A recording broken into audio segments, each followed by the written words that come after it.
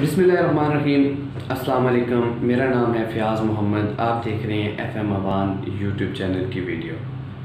इस वीडियो में मैं आपको बताऊंगा कि इस दुनिया में सबसे ज़्यादा सैलरी लेने वाले शख्स एम्प्लॉय कौन होते हैं और वो क्यों सबसे ज़्यादा सैलरी लेते हैं। इस दुनिया में ऐसे लोग भी हैं जो 100 करोड़ से ज़्यादा ईयरली सैलरी रिसीव करते हैं, लेते हैं। अगर आप किसी जगह में इंटरव्यू देने के लिए, किसी जॉब के लिए इंटरव्यू देने के लिए जाएं जिसकी मंथली सैलरी 10,000 से 20,000 के दरमियान हो, तो आपसे एक इंटरव्यू कंडक्ट किया जाता है। उसमें एक या एक से ज़्यादा लोग हो सकते हैं और आपसे पूरी जांच पड़ताल, आपकी एजुकेशन, आपका बैकग्राउंड, सब कुछ देखा जाता है।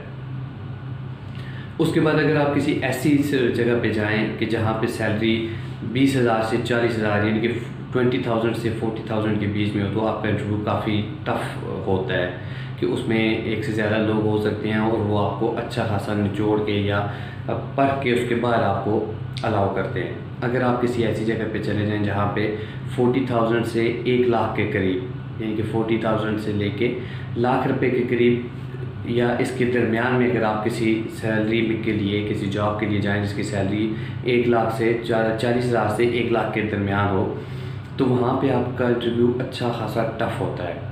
वहाँ पे शायद एक से ज़्यादा सेशन इंटरव्यू के भी हो सकते हैं।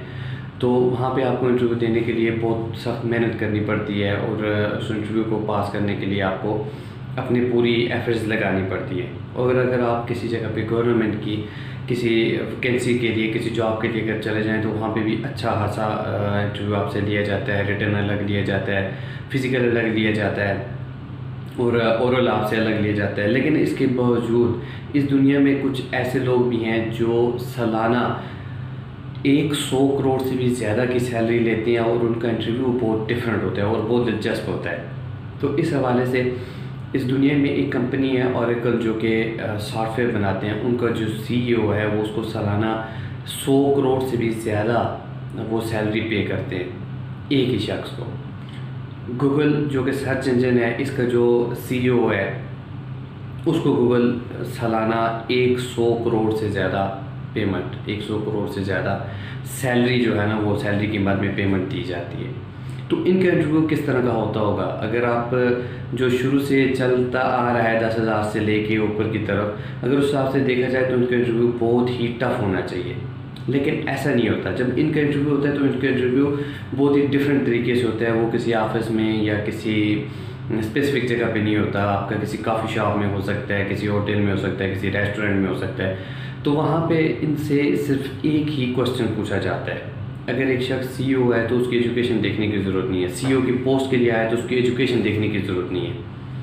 अगर वो CEO की पोस्ट के लिए आया है तो उसके बैकग्राउंड को देखने की ज़रूरत नहीं है कि उसने कितना टर्नओवर दिया, या पिछली कंपनी में वो कितने पैसों पे काम कर रहा था, या सैलरी क्या थी, या उसने कितना कमा के दिया, कितना लॉस किया। तो उनमें क्या देखा जाता है, उनसे एक क्वेश्चन पूछा जाता है कि आपकी ज़िंदगी का सबसे बेस्ट फेलियर क्या था।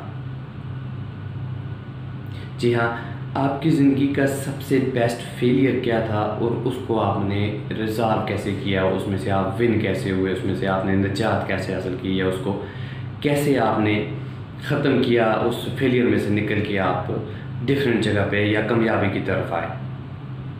तो वो जब अपने वो कहानी या अपने फेलियर के बारे में बताते हैं तो उनको 15, 20, 25, 30 मिनट, आधा घंटा, पौना घंटा, जितना भी वो लगाना चाहे वो दिया जाता है। वो अपनी कहानी सुना सकते हैं, अपने फेलियर सुना सकते हैं। तो उस पूरे फेलियर के अंदर दो चीज़ें नोट की जाती हैं, पूरे इंटरव्यू के अंदर दो चीज़ें नोट की जाती हैं कि इसने इस फेलियर से निकलने के लिए क्या किया और इसका एटीट्यूड क्या था।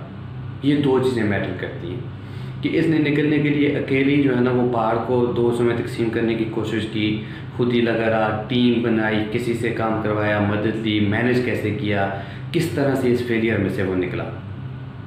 और दूसरा, उस वक्त इसका एटीट्यूड क्या था, पॉजिटिव था, रिवेंज था, बदला था, गुस्सीला था, या मजबूरी थी, क्या था।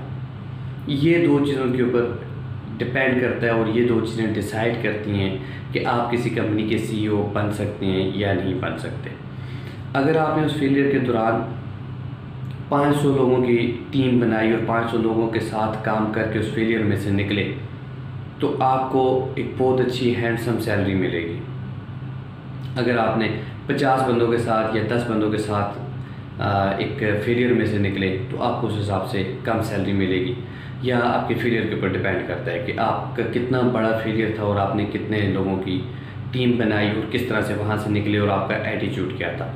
यानी कि इस दुनिया में अगर आप जितने ज़्यादा लोगों को हैंडल कर सकते हैं, अपनी टीम में जितने ज़्यादा लोगों को शामिल कर सकते हैं, उनको अपनी बात समझा सकते हैं या उनसे अपनी बात मनवा सकते हैं या उनको इंस्ट्रक्शंस दे सकते हैं, ये डिपेंड करता है या इसके ऊपर डिपेंड करता है या ये चीज़ डिसाइड करती है कि आपको मंथली क्या पे करना चाहिए। आप कितने ज़्यादा लोगों से बात कर सकते हैं, आप कितने ज़्यादा लोगों के सामने खड़े होकर क्रॉस क्वेश्चनिंग कर सकते हैं या उनको इंस्ट्रक्शन दे सकते हैं, या किसी प्रॉब्लम में हो, किसी फेलियर में हो या कंपनी डाउनफॉल जा रही हो तो वहाँ से आपका एटीट्यूड या आपका रवैया या आपकी टीम या आपकी मैनेजमेंट क्या होगी कि आप वहाँ से उसको उस फेलियर में से बचा सकते हैं। तो इस चीज़ के ऊपर सारा इन्हिसार होता है कि एक CEO कौन होना चाहिए किसी कंपनी में और उसको कितनी पेमेंट मिलनी चाहिए।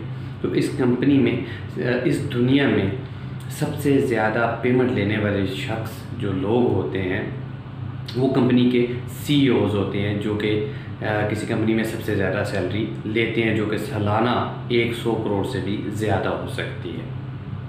अगर आपको ये इन्फॉर्मेटिव लगी तो इस वीडियो को लाइक कीजिए, चैनल को सब्सक्राइब कीजिए और कमेंट में कुछ ना कुछ सजेस्ट ज़रूर कीजिए। शुक्रिया।